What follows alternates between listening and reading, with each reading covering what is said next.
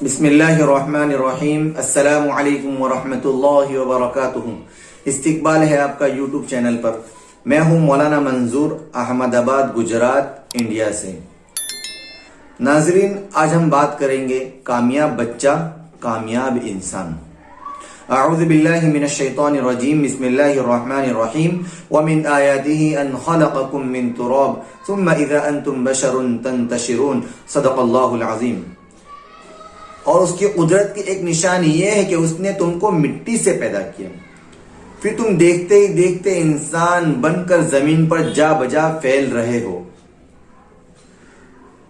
عام طور پر والدین یہ کہہ دیا کرتے ہیں کہ ابھی تو یہ بچہ ہے۔ یہ بہت بڑی غلط فہمی ہے۔ یاد رکھیے، کامیاب بچہ ہی کامیاب انسان بن سکتا ہے۔ جس بچے کو ہم بچہ سمجھتے ہیں، حقیقتاً وہ ایک مکمل انسان ہوتا ہے، بالکل ایسا ہی جیسے میں اور آپ ہیں، بس اس کا قد چھوٹا ہوتا ہے، اس کی ہائٹ چھوٹی ہوتی ہے، لیکن وہ اسی طریقے سے سوچتا ہے اور سمجھتا ہے جیسے ایک عام انسان، ایک بڑا انسان سوچتا اور سمجھتا ہے۔ بلکہ اگر گہرائی میں جائیں تو پیدائش سے 7 برس کی عمر تک سوچنے، سمجھنے اور سیکھنے کا جو عمل ہوتا ہے وہ بڑے انسان سے زیادہ بچوں میں ہوتا ہے۔ ہاں، یہ الگ بات ہے کہ ان کی سماجی اور معاشرتی جو ذمہ داریاں ہیں وہ دوسرے انسانوں سے مختلف ہے۔ جو ذمہ داری بڑوں کی ہوتی ہے وہ بچوں کی نہیں ہوتی، لیکن ذہنی طور پر اور مائنڈ کے اعتبار سے وہ آپ سے بالکل کم نہیں ہے، بلکہ آپ سے زیادہ تیز ہے۔ تحقیق سے یہ بات ثابت ہو چکی ہے کہ بچپن کا سکھا ہوا آدمی تمام عمر یاد رکھتا ہے۔ اس کی سب سے بڑی مثال بچپن کے واقعات ہیں۔ آپ 60-70 برس کے ہو چکے ہیں، لیکن آپ کو آپ کے بچپن کے سارے واقعات یاد ہوں گے، لیکن آپ کے جوانی کے اور ادھیڑ عمر کے اور جو بڑھاپے کے جو زمانہ گزرا ہے اس کا آپ کو ذرا بھی کچھ یاد نہیں ہوگا۔ یہ اس بات کا ثبوت ہے کہ بچپن کا حافظہ بہت قوی ہے، طاقتور ہے، اسٹرانگ ہے اس کا مائنڈ۔ اس لیے آپ اپنے بچوں کو یہ سمجھ کر کہ وہ ابھی بچے ہیں کبھی بے پرواہی کا مظاہرہ نہ کریں، بلکہ انہیں بڑا ہو کر جو آپ بنانا چاہتے ہیں ویسا ہی ان کے ساتھ برتاؤ کرنا شروع کر دیجئے۔ مثال کے طور پر آپ ان کو ڈاکٹر بنانا چاہتے ہیں تو بچپن ہی سے آپ اس کو ڈاکٹر صاحب کہہ دیجئے کہ ڈاکٹر صاحب کھا رہے، ڈاکٹر صاحب گھر میں آ رہے۔ آپ اس کو عالم بنانا چاہتے ہیں تو بچپن ہی سے اس کو عالم، مولانا، حافظ صاحب پکارنا شروع کر دیجئے، تو انشاءاللہ وہ بڑا چل کر اسی راہ پر وہ چلنے کی کوشش کرے گا۔ اگر آپ باشعور اور حساس والدین ہیں تو آپ یہ چاہتے ہوں گے کہ آپ کا بچہ کسی کا محتاج نہ ہو، وہ خود اعتماد ہو، خود پہ ڈیپینڈ ہو، دوسرے پہ ڈیپینڈ نہ ہو، زندگی میں کسی پر بوجھ نہ بنے، زندگی کے چیلنج کو قبول کرے، ایکسیپٹ کرے اور ان کو حل کرنے کی کوشش کرے، اور اس کو جرأت مندانہ طور پر بہادری سے اس کو حل کرے، دوسروں سے گھل مل سکے، صرف اسکول کی تعلیمی سرگرمیوں تک بلکہ روزمرہ کی جو زندگی کے جو معاملات ہوتے ہیں اس کے اندر بھی حصہ لے اور اس کے اندر بھی آگے بڑھنے کی کوشش کرے۔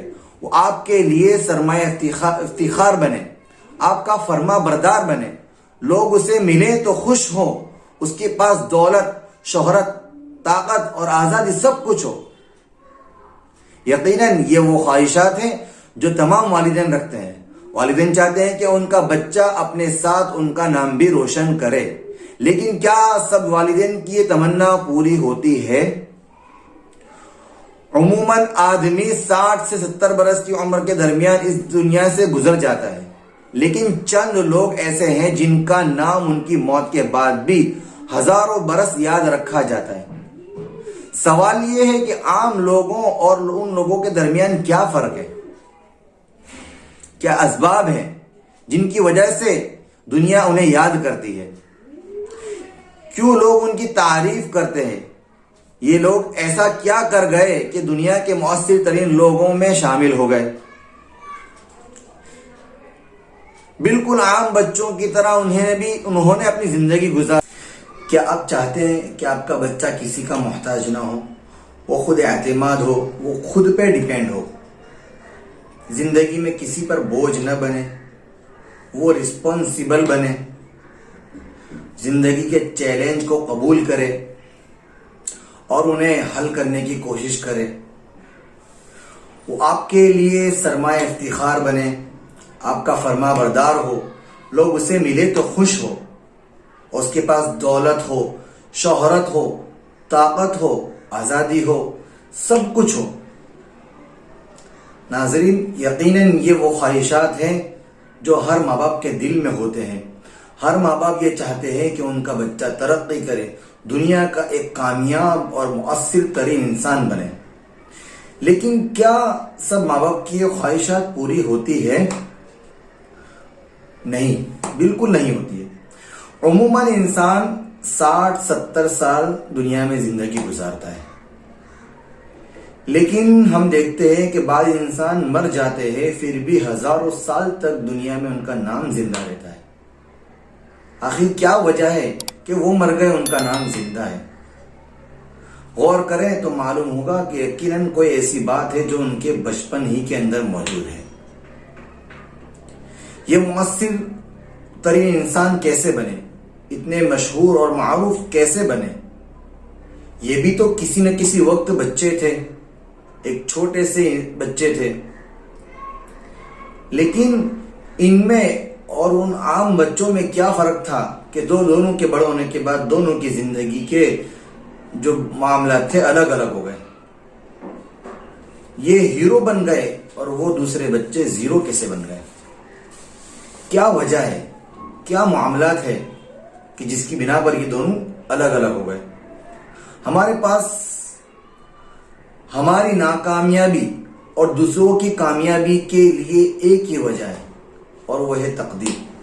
ہم ہر وقت تقدیر کو بیچ میں لا کر برا بھلا کہہ دیتے ہیں اور اپنی ذمہ داری سے سبکدوش ہو جاتے ہیں. بلکہ ایسا نہیں ہے. اللہ نے آپ کے ہاتھ میں کچھ اختیار دیا ہے.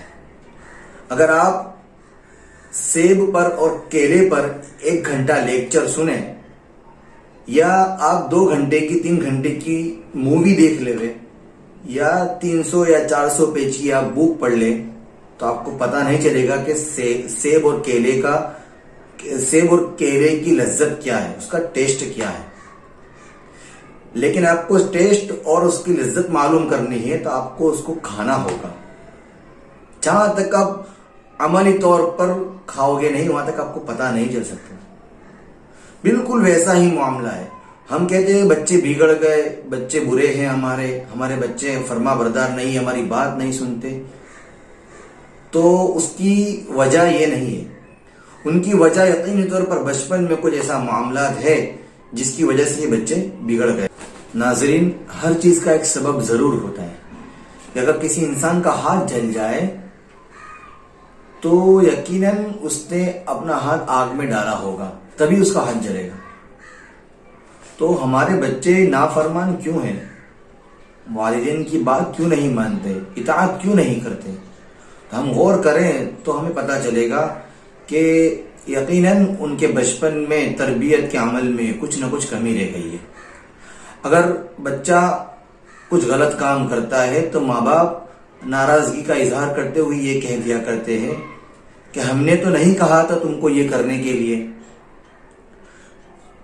دراصل وہ یہ کہہ رہے ہوتے ہیں کہ ہم اس بات کے ذمہ دار نہیں ہیں کہ آپ نے جو غلط کام کیا ہے اس کے ذمہ دار ہم نہیں ہیں بلکہ تم ہو.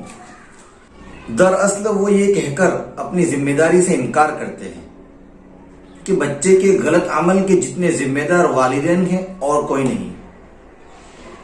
عام طور پر ایک غلط فہمی یہ ہوتی ہے کہ والدین یہ سمجھتے ہیں کہ ہم اس کو اگر غلط کرنے کا کہیں گے تب وہ غلط کرے گا. ایسا ہرگز نہیں ہے. بلکہ آپ نے دیکھا ہوگا کہ جب کوئی پھول پودا اگاتا ہے تو اس کے ساتھ ساتھ کانٹے بھی اگ جایا کرتے ہیں. تو کیا اگانے والے نے اس بات کی محنت کی کہ کانٹے بھی اگے؟ نہیں، بلکہ وہ پھول اور دوسرے قسم کے پودے اگانے کی کوشش کر رہا تھا، لیکن ساتھ میں کانٹے بھی اگ گئے. بالکل ویسی ہی مثال ہے بچپن کی کہ ہم اچھی تربیت تو کرتے ہیں لیکن بچوں کے اندر کچھ بری عادتیں بھی آ جایا کرتی ہے. تو ہم کو اس پر نظر رکھنی ہے اور اس کی کیسے اصلاح کرنی ہے اس کی کوشش کرنی ہے، اور اس کے لیے ہم کو اس لائن سے محنت کرنی ہے. کیا آپ چاہتے ہیں کہ آپ کو وہ اسباب معلوم ہو جائے، وہ باتیں معلوم ہو جائے جس کی وجہ سے آپ اپنے بچوں کی صحیح تربیت کر سکے؟ اگر آپ چاہتے ہیں تو آپ ہمارے چینل کو سبسکرائب کریں، بیل کے بٹن کو ضرور دبائیں، لائک کریں، کمنٹ کریں۔ اگر آپ کرتے تو انشاءاللہ آئندہ چل کر ہم جو ویڈیو اپلوڈ کریں گے وہ انشاءاللہ آپ کی اولاد کی تربیت کی لائن سے ہوگی۔ ملتے ہیں پھر کسی اگلی ویڈیو کے اندر۔ السلام علیکم ورحمۃ اللہ وبرکاتہ۔